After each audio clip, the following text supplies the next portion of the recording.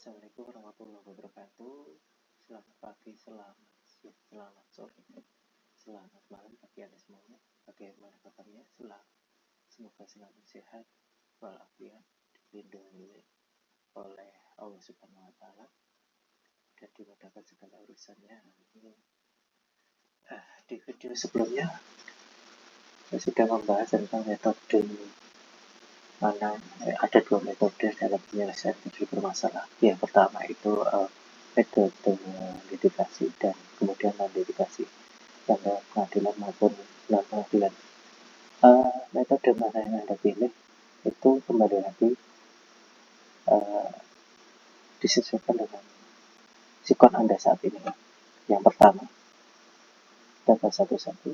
Yang pertama adalah sebelum menentukan metode mana, bahwa niatkan, bahwa tegaskan dalam hati, niatkan bahwa berhutang itu hanya untuk dua hal, yang yaitu mendesak kedarurat.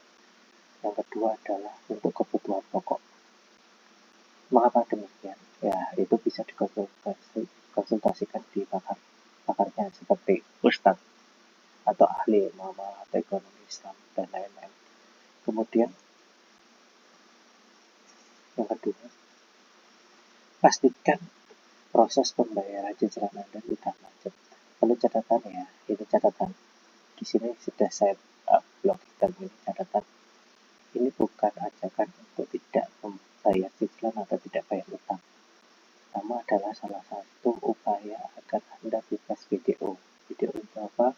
Bunga, denda, dan ongkos-ongkos. Itu. Nah,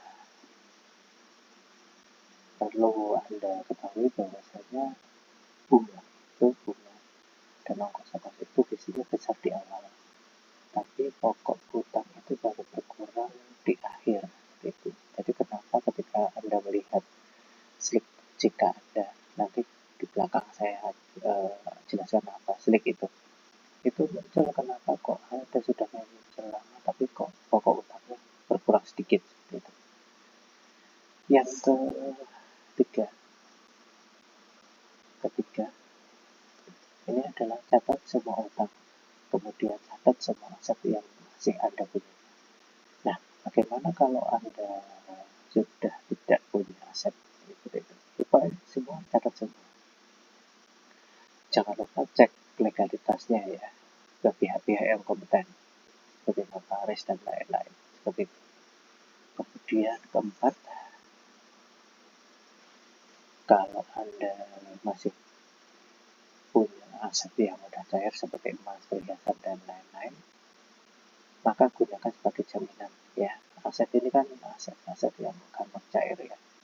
Anda menyerahkan itu terutama untuk yang utang-utang yang bukan utang-utang pribadi ya, dalam arti bukan ke lembaga keuangan, itu cepat Anda bisa menyerahkan itu sebagai jaminan.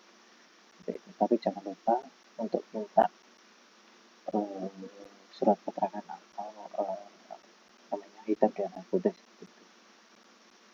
Yang kelima,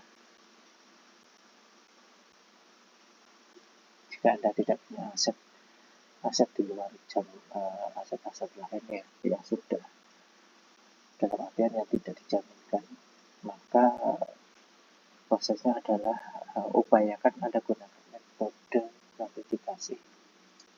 Notifikasi itu Anda nanti bisa proses nego dengan bank. Anda nego itu panjang ya, dan apa panjang itu nanti Anda mengurus link utang, proses utang pokok Anda berapa, kemudian yang sudah masuk itu berapa, utang pokoknya sisa berapa, bunganya itu yang tertunda berapa, seperti itu. Nah, kemudian kembali lagi, setelah itu semua ini kalau terjadi deadlock, maka gunakan jalur ini litigasi seperti itu. Maka ini dulu yang bisa saya sampaikan. Kita lanjutkan di video-video selanjutnya. Terima kasih. Wassalamualaikum warahmatullahi wabarakatuh.